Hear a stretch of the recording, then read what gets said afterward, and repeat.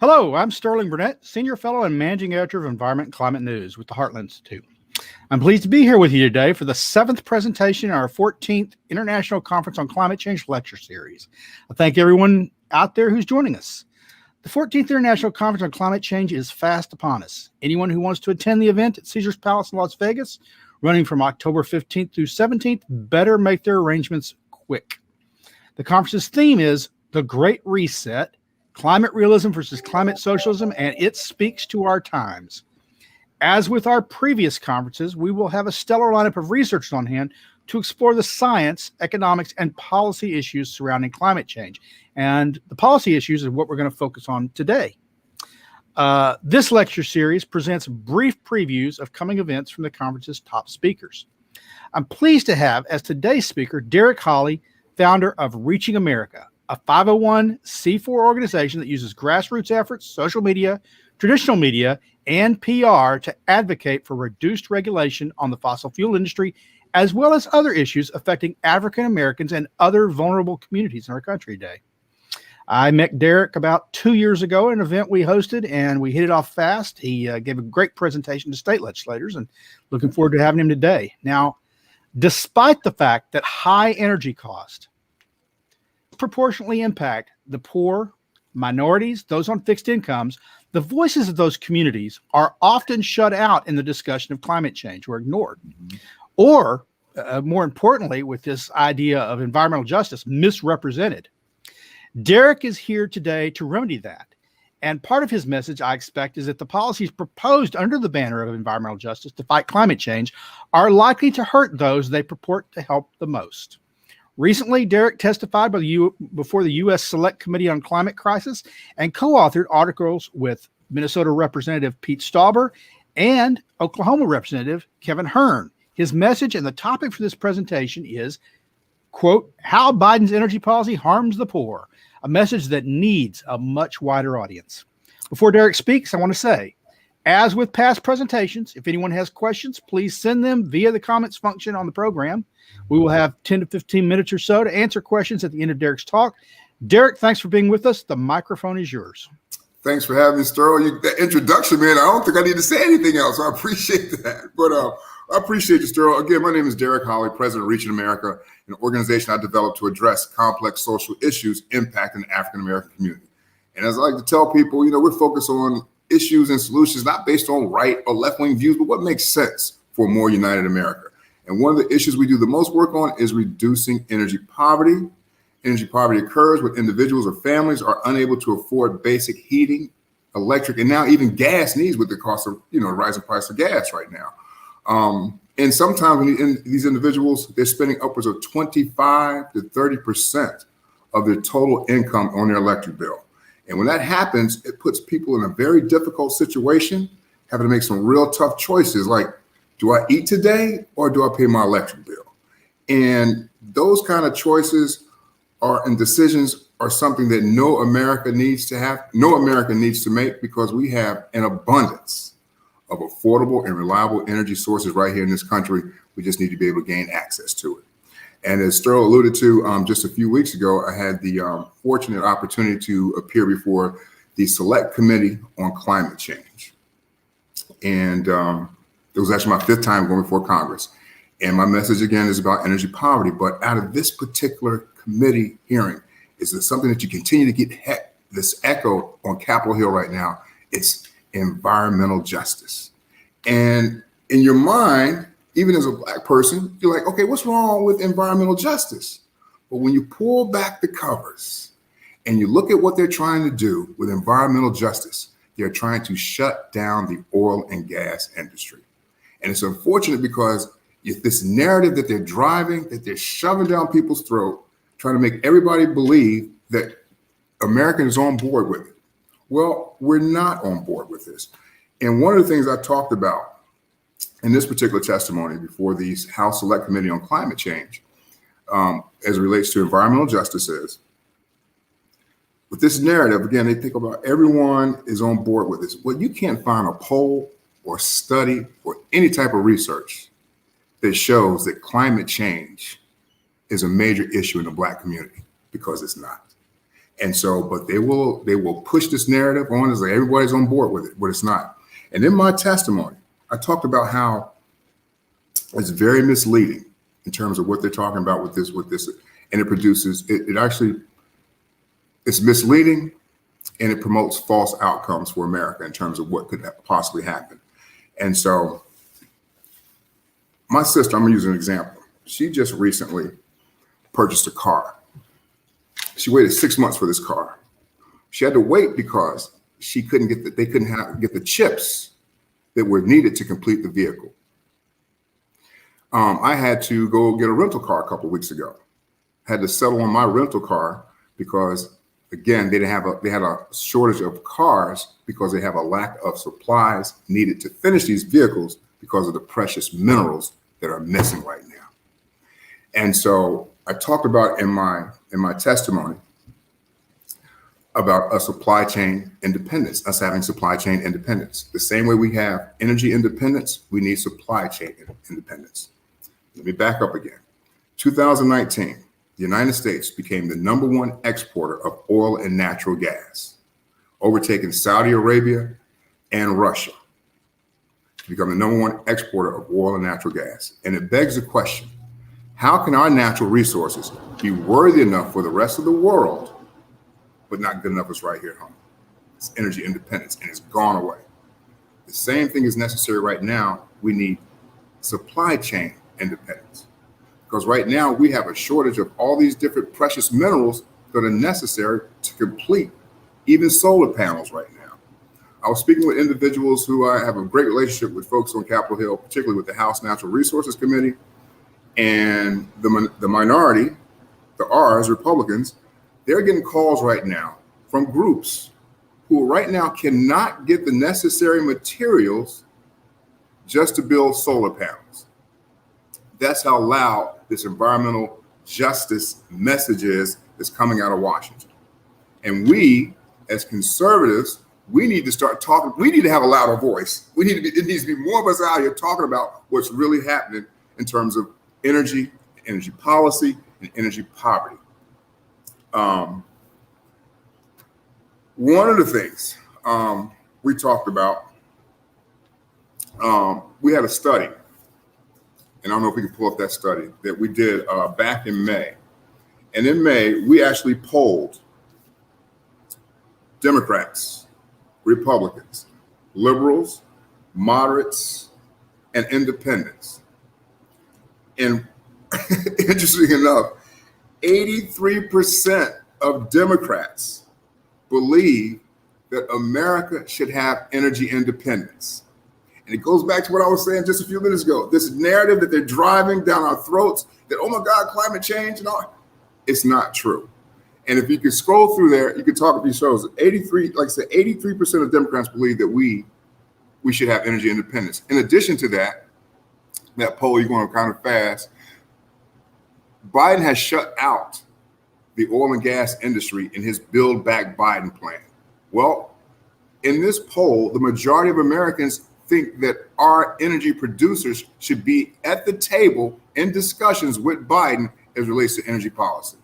The other thing that we found out in this poll, which is very interesting, over 70% of Americans believe before any legislation, any regulations or laws are passed, we need to do impact assessments to find out how this legislation, how these regulations are going to impact these vulnerable communities that you're claiming to protect.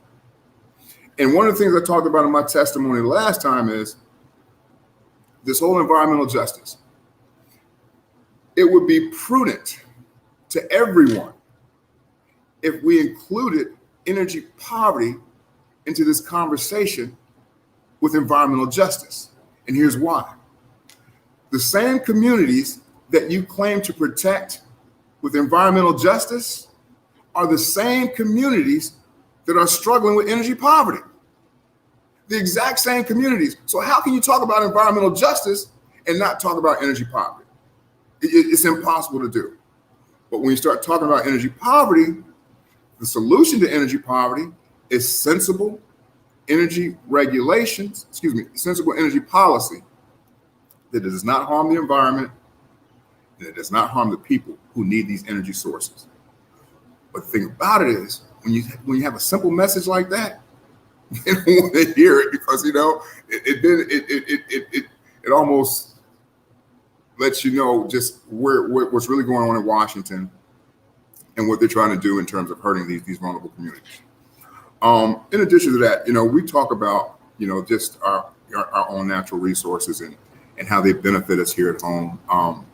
There was a study done, I think it was 2019, 2020, right before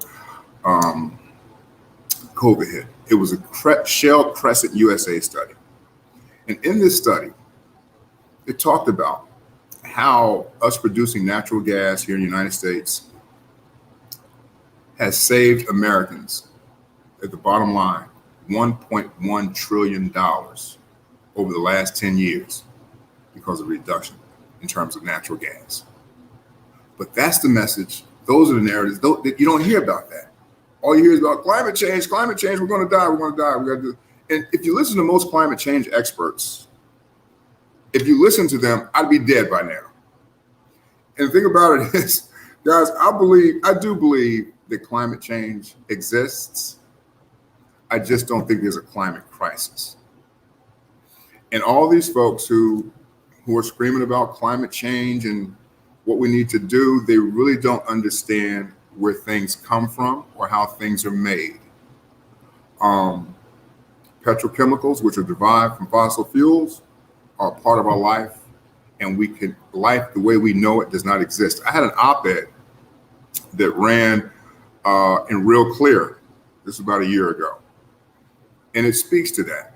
It speaks to how we cannot function in society right now without the use of fossil fuels and petrochemicals. And people need to understand that. And that's on us right here. That we conservatives, the oil and gas industry, we have done a poor job in terms of messaging and letting people know how important fossil fuels are to our everyday life.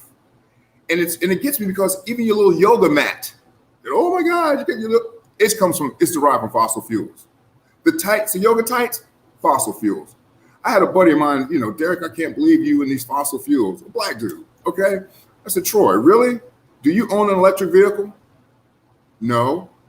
Well, there are studies that indicate over 90% of the individuals who are driving electric vehicles make over $100,000 a year. Well, that's not the people living in these vulnerable communities. Other thing that just irritates me so bad. Right now, you have these charging stations popping up everywhere across the country. And a lot of them are popping up in these vulnerable communities. I got one down the street.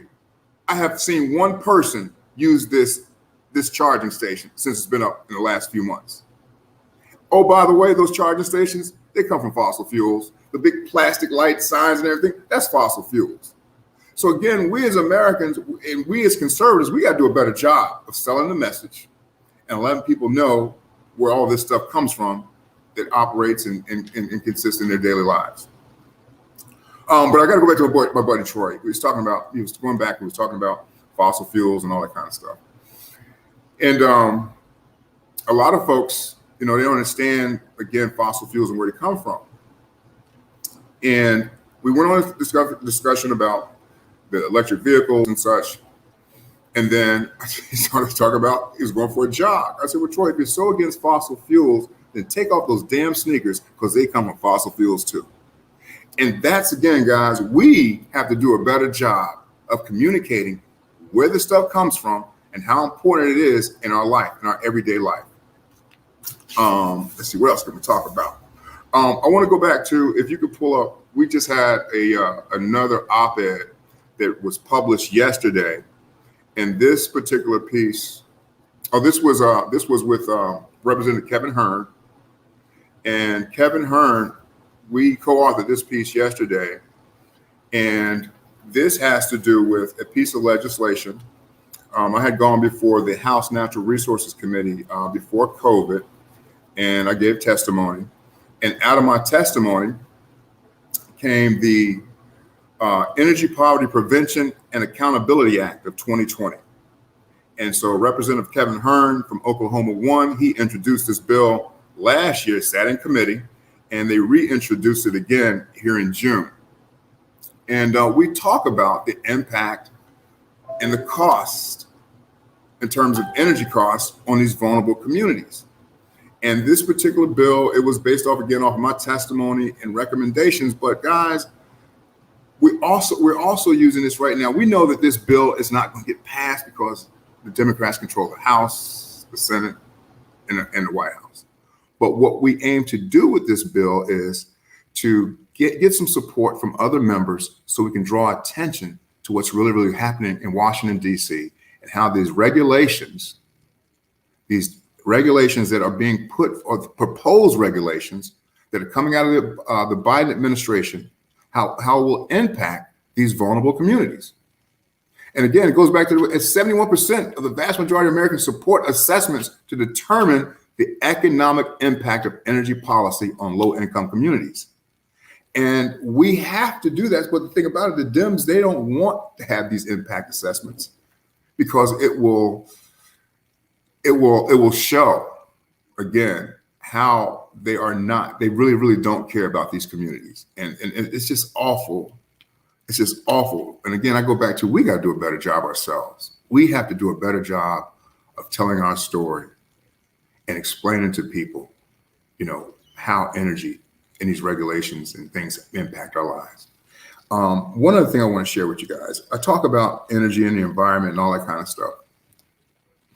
I had the very, very good fortune a couple of years ago of traveling down to New Orleans to visit Shell's headquarters down in New Orleans. And also had an opportunity to visit Port Fourchon, which is about an hour and a half away from New Orleans. And down at Port Fourchon, Louisiana, they have all the onshore operations for all the offshore stuff that takes place. Everybody's down there, Shell, Exxon, and everybody, every oil company. But the thing about it is, people come from around the world. And when I was down there, they had some students there from Africa to study the Gulf because it's so rich in natural resources, fish, and wildlife.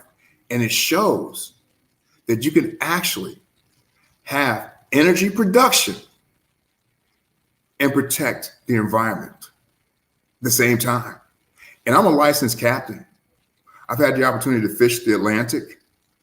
I fished in the Gulf, and people on the East Coast don't get mad at me, but the Gulf, fishing in the Gulf is a lot better. And here we have all these natural resources out there in the Gulf. And it just goes to show you it can exist. I'm so passionate about energy because of two things. One, my grandfather was a black coal miner in Southwest Virginia. In addition to that, when I first graduated from college, I worked for Norfolk Southern Railways as a brakeman. And our job and responsibility at Norfolk Southern was loading coal ships that transported coal all around the world. So it's safe to say if the energy industry didn't exist, I wouldn't be here. But also, it also says that if our natural resources, again, are worthy enough for the rest of the world, why are they not good enough for us right here at home?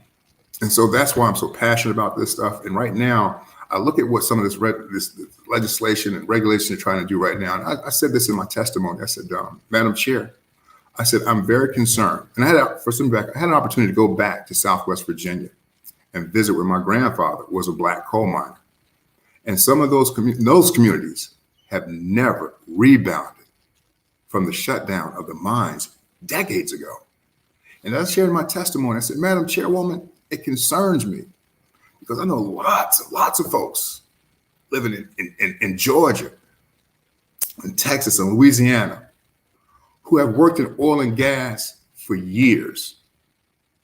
And they are not interested in any type of legislation, any type of regulations that's going to somehow disrupt their lifestyle and the job that they've had for 20 years.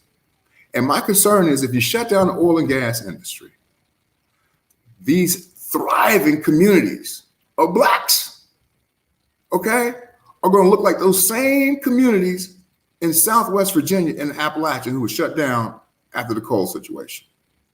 You're talking about retraining an entire industry. Folks that are in their 40s and 50s, you can't retrain them at this point. And think about natural gas, it's our transition. As I've talked about this, you just can't flip a switch. You have to transition. Right now, fossil fuels, oil, natural gas, and coal make up approximately 80% of our total energy mix. Oil, natural gas, and coal. It was that way at the turn of the century. It was that way when my grandfather was a black coal miner. It's that way today. So how can we possibly think that in 10, 15 years, we're just going to flip the switch and be at zero emissions? It makes no sense. Again, it's this narrative that are driving that promotes false hope and unrealistic outcome. And we need to do a better job of telling our story. So that's my story.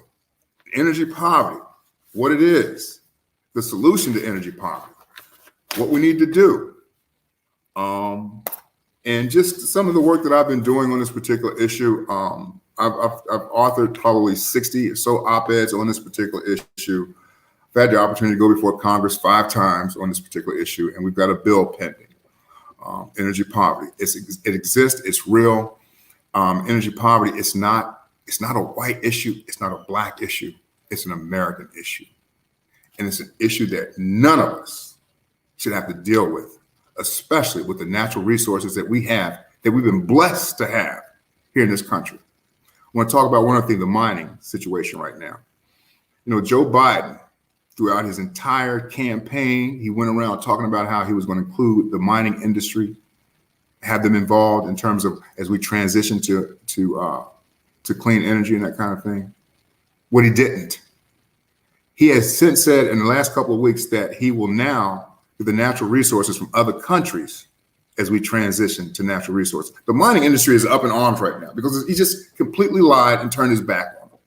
Right now, cobalt is needed for everything.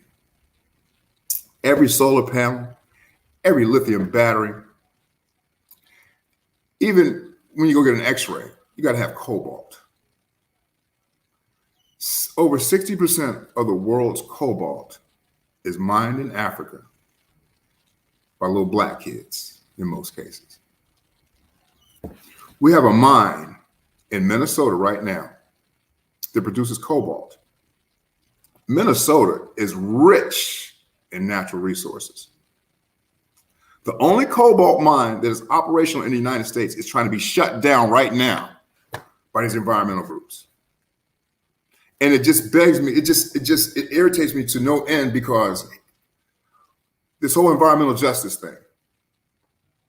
And I said this in my testimony. They didn't like it, but I said it. Why is it okay?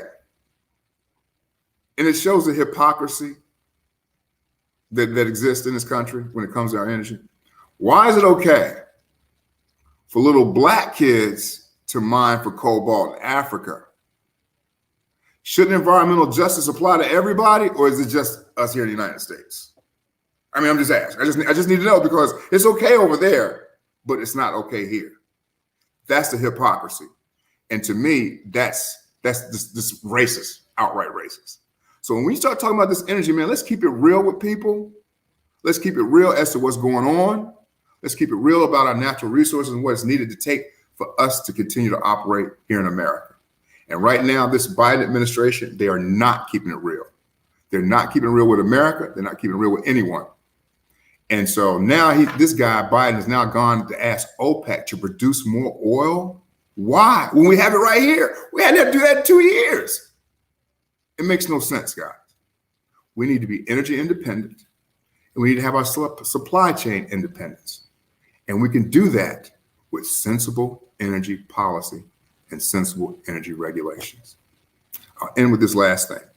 When I was down there in New Orleans, that's a couple of years ago, and I visited Port Fourchon, I also had the chance to visit Shell headquarters. And one of the Shell executives, he did a presentation, and he said he had a couple of young kids who were like 9 or 10 or something like that. And he said, in his presentation that he tells people all the time that his kids will never, ever drive a gas-powered vehicle. And I was like, damn, now this is Shell Oil talking about promoting electric vehicles? So now he goes in further into his presentation and he shows this chart. And on this chart, he showed the decline of oil production needed for cars, but it showed oil production going up for everything else that we need oil for everything else that's needed in our lives to continue warming and heating our homes. That's the need for fossil fuels, for cell phones, for computers, for TVs, for everything else petrochemicals related. We have to have fossil fuels. We have to tell the story. We got to do a better job of telling the story because our life would not exist without fossil fuels and sensible energy policy and sensible energy solutions. I'm Derrick Hollie. Hope I haven't bored you guys too much with this presentation, but as you can see, energy poverty, it's something I'm very, very passionate about. It means a lot to me because I see people out here struggling every single day to pay their electric bills, to put gas in their cars, and it's just so frustrating to see the type of activity that is being proposed with this Biden administration. Thank you, Sterling. Well, thank you, Derrick.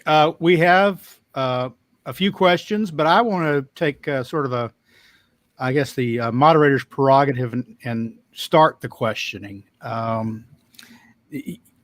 Two important points that you really brought up multiple times in your presentation, I think, are really worth stressing.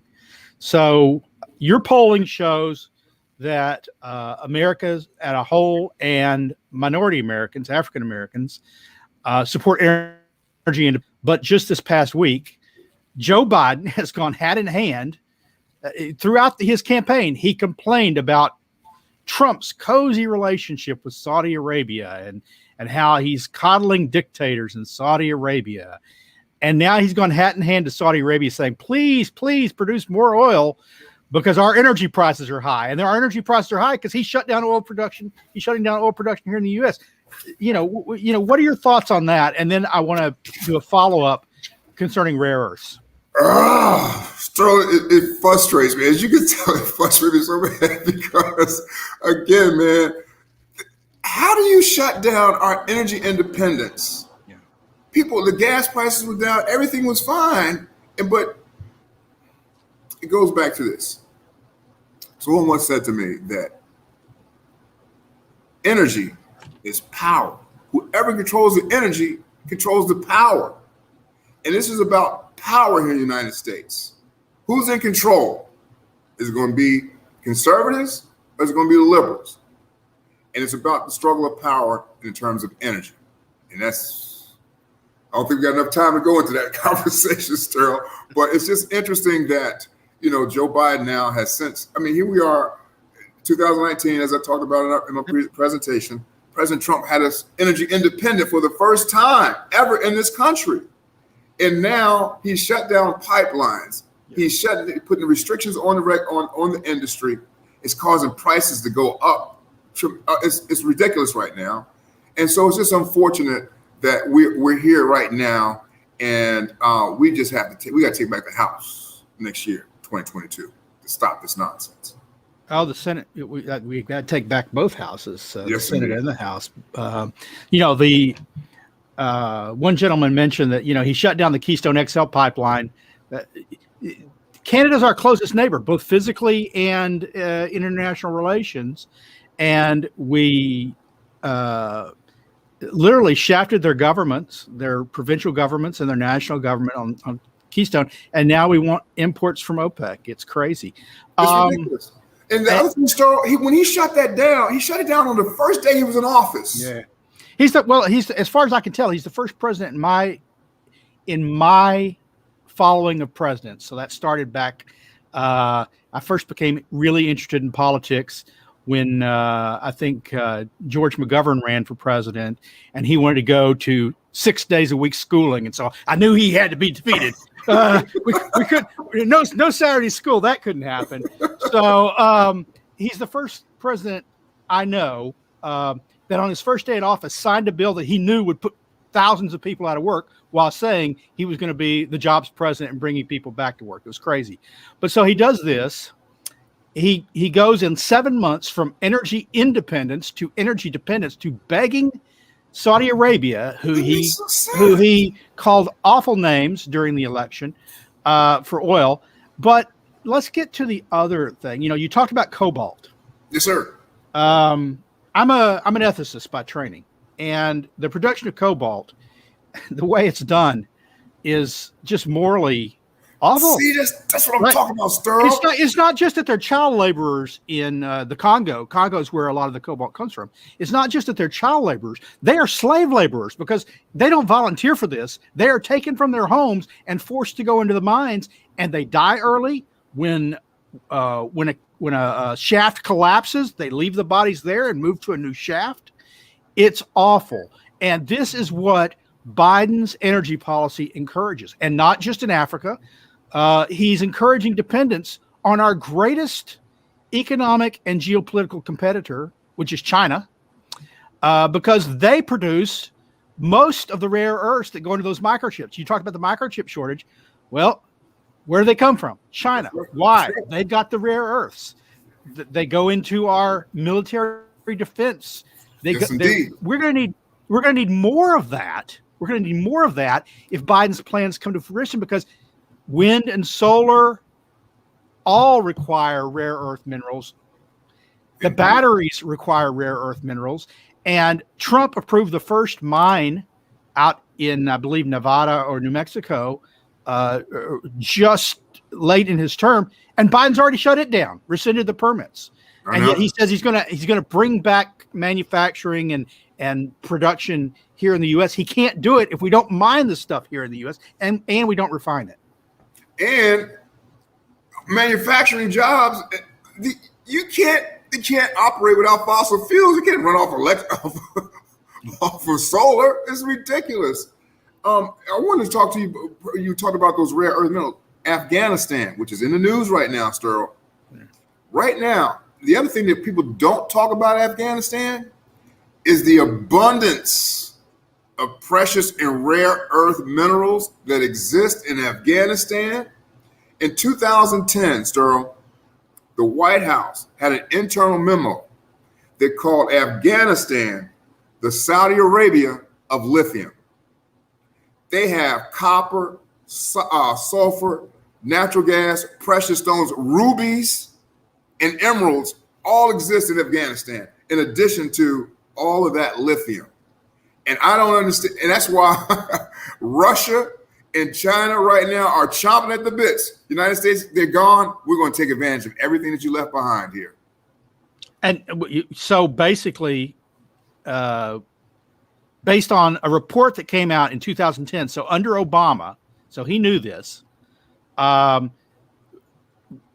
it stands now, the Taliban, it's not Afghanistan's people, it's the Taliban is sitting on top of the Saudi Arabia of lithium, and that will be funding their activities. Absolutely. They won't even need the oil from the fields. They'll be reaping in the benefits and the riches from that. That's scary. Okay, let's go to some questions from the audience here. First question. It says, isn't it an element, this is from a guy named Fillerator, that's how he identified himself as, isn't it an element of good government that regardless of politics, to consult with those affected by proposed policy, and yet they're not bringing the poor and minorities to the table on this? No, they're not. And that's what, I guess that's another reason why I'm so passionate about this, because I feel like, Sterl, I'm the voice I represent, and I'm trying to give these people a voice on Capitol Hill, because no one is talking about this. No one talks about energy poverty and those people who are struggling. And there's millions of Americans who are struggling with this. And so, Sterl, I will say that, the message is we've gained traction with these op-eds, and we've got the co-authored pieces with these members of Congress. But we need to do more. We need to have a louder voice, and we got some things that are popping that'll be starting here in the next couple of weeks Sterling, that I mentioned to you, alluded to earlier, saving America's energy. And we're going to have a constant message going on about the importance of saving America's energy and the importance of protecting the people in these vulnerable communities right now, because no one gives a damn about these people right now, or at least so it seems or appears. So you had said that you believe in climate change. Well, who doesn't believe in climate change? It happens. It's happened for all time. But you said we have to, it's not a climate crisis. And Carol Ann, she points out President Obama never would have bought on Martha's Vineyard if sea level rise, I take it she means, were a real issue. I mean, here's the guy who throughout his 8 years of the presidency and when he ran for president said seas were rising dangerously and the coasts were going to be swamped. So what does he do when he retires? He doesn't buy a house in the mountains far from the rising seas that he's worried about.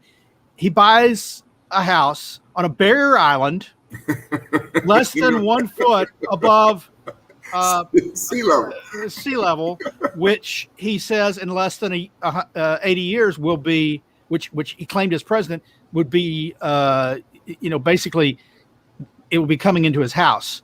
That seems a bit, and then he parties without masks, but that's another story.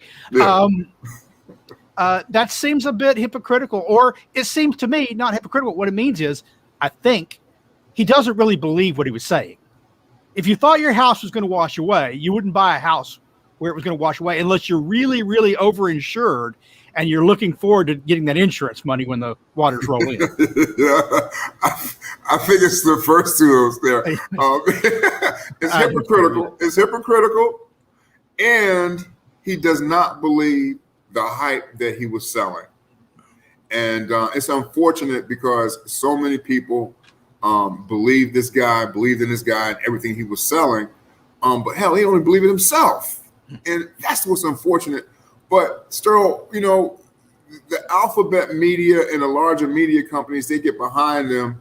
And so whatever he says or these liberal media is promoted to the masses. And it seems like our message, we have to amplify it. We got to continue to amplify our message so people really, really understand what's going on in this industry. Sorry about that. Well, one way to do that is to do as our next questioner said, is ask people to name 5 non-organic things not made from fossil fuels, then ask them to go a day without them. I mean, look, wind and solar need fossil fuels for the materials that go into the wind turbines. That's right. The big the posts that they're on, plus the blades themselves. They don't come from nowhere. The concrete that sinks them into the ground. There you go, sir. Lots of concrete, by the way, not a little bit. The solar panels the same way, but get aside from them. This is something that I brought up. My sister was concerned because she says her daughters are coming home, with this crazy stuff about we're killing the earth and stuff. And I said, well, if they're concerned about that, your first answer is take away their cell phone and only let them use their laptop for homework because that's necessary. But then, and when they ask why, you say, well, first off, that's all made from fossil fuels, and secondly, you got to charge it. And you're killing the earth by your, I don't believe it, but you do. So let's live like you believe and do without all the things that you believe are killing the earth. And if you want to keep using them, then I don't want to hear it again. That's right. That's right. That's right. And even, sir, you brought up concrete. People understand concrete, right, is the second most used substance in the world behind water. And when you produce concrete, for all these sidewalks so people can walk and be, friendly, climate friendly, we got to walk everywhere we go, ride our little scooters and such. When you produce concrete, it produces more CO2 than any fossil fuel could possibly put off in the air. And people need to know these kinds of things and shut up. Yeah. Yeah, concrete production, EPA's data, UN's data shows that it's one of the top leading sources of carbon dioxide. And even if somehow, I can't imagine how. Remember, steel also takes coal. They have what's called coking coal to Right. produce steel from iron. You take iron, you heat it, you add the coal, and it turns into steel.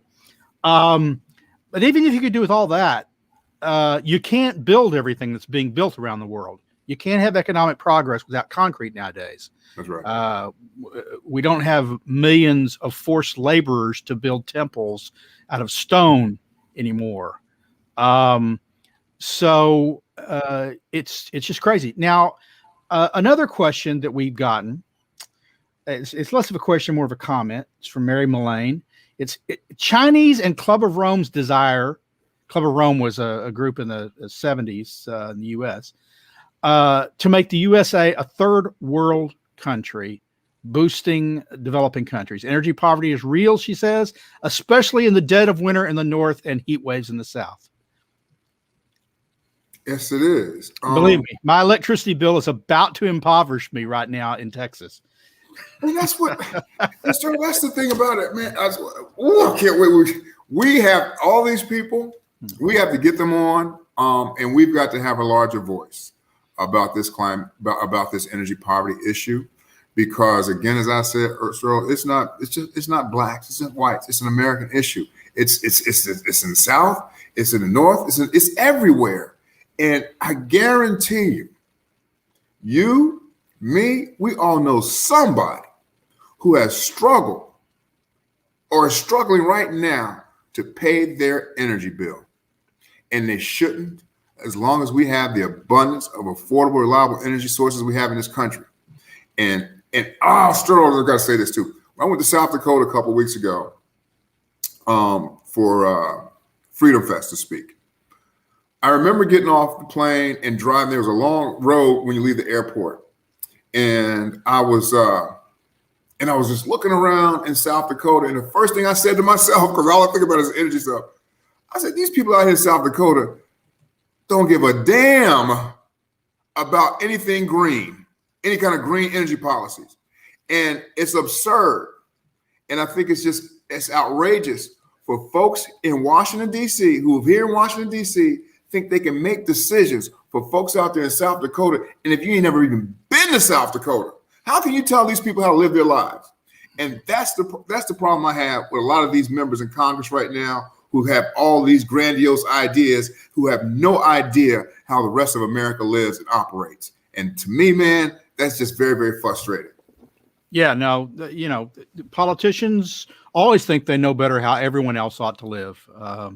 Even though, as far as I can tell, many of them don't manage their own lives that well. So I'm going to combine a couple of questions here, because I really think in one sense, they're the same question.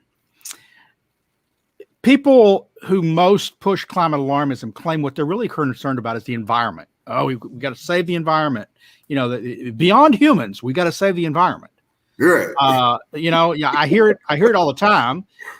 And then if they want to bring humans in, it's like, well, the environment's critical to humans, so we got to save the environment, so we save humans, right? Now, one of the cleanest forms of energy is nuclear.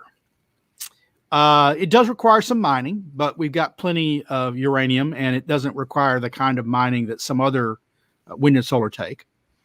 And it produces no carbon dioxide during the generation of power, and yet no one's talking about it. At the same time, what they are talking about is wind and solar, and it's pointed out that it would take 2 California land masses with zero infrastructure on it to power 1 California with wind and solar.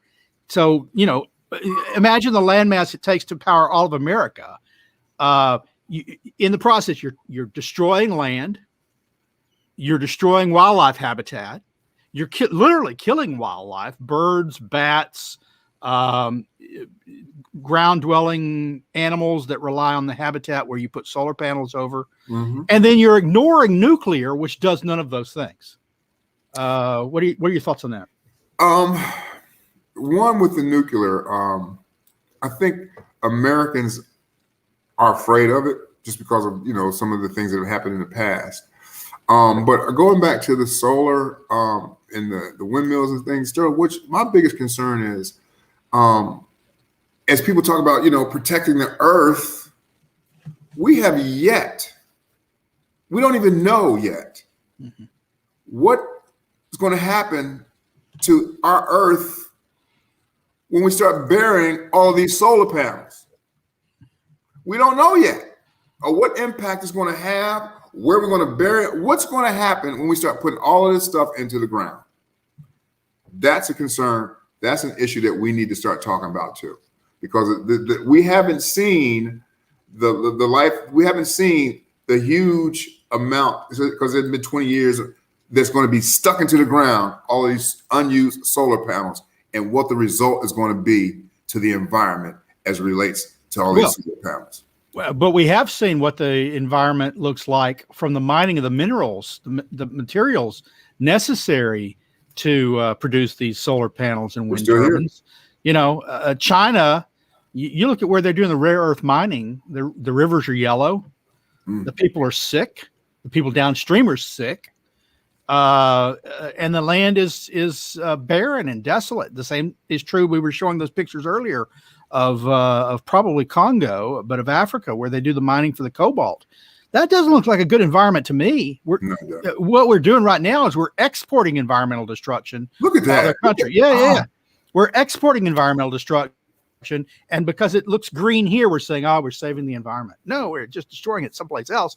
But it will, as you say, come home to roost, because we are going to have to dispose of that. I mean, right now we're already having difficulty disposing of the relatively few but growing number of wind turbines that are being decommissioned, that are breaking, that need to be taken down. A wind turbine tower may be 250, 300 feet tall. The blades spread out, they're huge. Each blade requires a truck by itself. The towers themselves require 3 trucks to deliver them, all the concrete, all of that. But all that aside, so when we decommission them, where do they go? Well, it turns out you have to have a specifically licensed landfill to handle particular materials. There are very few, and they're relatively few and far between, and they're not taking them anymore.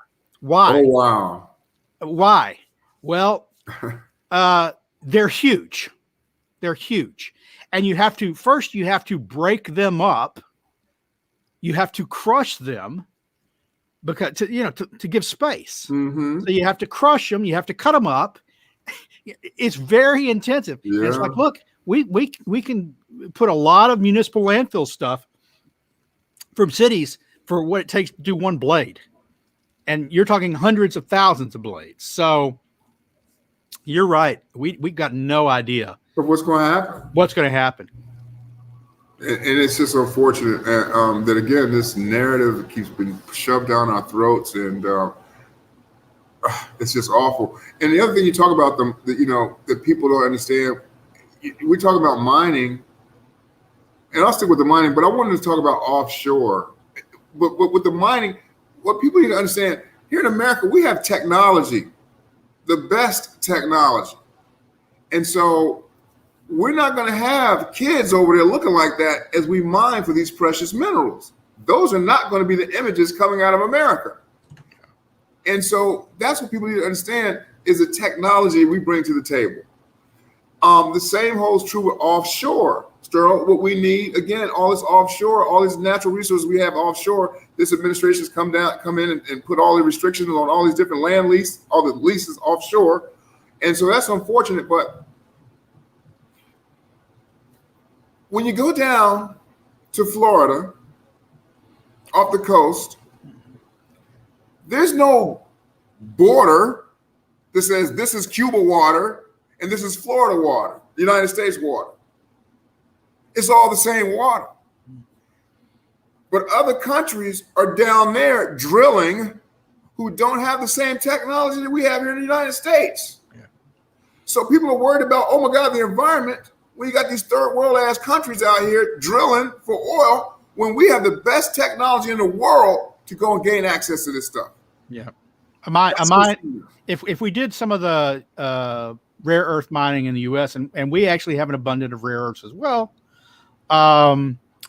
it certainly wouldn't look like this. No. Right? It would be cleaner. It would be done with both labor and environmental regulations, which, if they exist in some countries, often aren't enforced. We know they're enforced fiercely here. Ask any business that has to deal with it. Now, I think we're getting close to wrap up time. I want to ask a question that hasn't been asked, or point out something. It has to do with the rule of law in this country. I heard for 4 years under Trump that Trump was lawless, that he didn't follow law. He tried to do everything, Now we hear that about every president. Conservatives said that about Obama, because he said the stroke of a pen, I make a rule. I haven't seen a president as lawless as Biden. and what I mean by that is this. Biden had an agreement with Canada that he broke on his first day in office, willy-nilly. So. I mean, he just did it by himself. Yeah. We had an agreement. Now we're being sued over that, by the way. Yeah, Trudeau Congress passed a law that allowed oil and gas production in a small part of ANWR, and contracts were issued. Biden has now rescinded those. So he's violated the will of Congress. Congress specifically approved the law that did this. Biden says, and he shut down all leases. He puts up a moratorium. But the problem is the law that set up the leasing program doesn't allow the president to give moratoriums. They have to issue leases every few months. And so he's already gone through 2 sets of legally mandated leases that he's ignored. And a court in Louisiana has said, what you've done is illegal. You need to give those leases down. He goes, we'll get to it. He's like Jackson with the Indians to the Supreme Court. When the Supreme Court told him, no, you can't force the Indians off their land. Jackson supposedly said something to the effect, Mr. Justice Marshall, you have made your ruling, now enforce it. And he shipped them.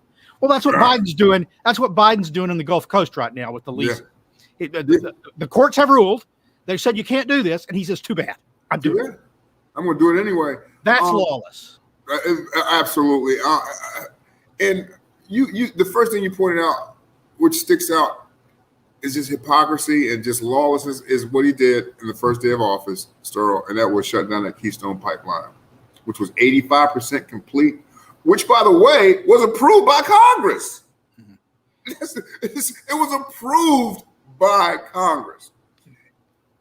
Canada is very upset with the president right now about this. Trudeau, and interesting enough, even the alphabet media had to cover that story about how Trudeau and Canada are up in arms about this particular Keystone pipeline and him shutting it down. And so the lawlessness and the things that he does, I tell you what, the man looks confused, Earl. We got to look at him and how he's thinking right now, because he's just not right. The things and decisions that he's making is just not right. And I use this all the time with the policies, the legislation, and the things that he's putting forward. How can you really be down for America and to be an American with the kind of crap and legislation and all of these different policies and regulations that he's putting forth and executive orders? You can't be. I'm going to end with one question from Paul Johnson. We're coming on an hour here. He says, as a university professor, I see incoming students are quite indoctrinated regarding the climate emergency, to quote, climate emergency. They're now voters. Now, he says, can you get climate realism and critical thinking back in schools? And I guess I wanted to end with this because I think it's an important question is, how do we get our message? Because you said several times, we need to do better at getting our message. How do we get our message to people better? And especially, how do we get it to the next generation of America's leaders? That's a great question. And you know what? I'm glad he posed that question because, again, we could do it ourselves in terms of here at the top amongst individuals our age, but we're going to need influencers who understand what's happening, influencers who understand what's happening that can have impact on these younger kids. And because you got influencers that do everything else, Sterling, we got to find some influencers that can help us with this climate message. They can really reach these kids. Because me as a 54-year-old black man, you know, my message resonates with some, but it ain't going to reach them kids. And so we're going to have to find those kind of individuals who can start speaking this stuff and, you know, doing all those social media, the YouTubes and the Twitters and all the TikTok and all that kind of stuff. That's how we're going to change this message in the thinking about individuals. Because here's the thing, you're talking to these kids, look, you can't TikTok without fossil fuels. Yeah. Well, that's all we have time for right now, Derrick. Okay. I want to thank you for participating in today's event and everyone in the audience for joining us. Before we sign off, I want to remind everyone that the event and every presentation we do in this series remains available at Heartland's website and our YouTube channel for anyone who wants to review it and share with friends who are unable to attend. In addition, please be on the lookout for notice of the next presentation in our climate change series. And also, before signing off, I want to take the opportunity to encourage you once again to attend the 14th International Conference on Climate Change in person in Las Vegas in October.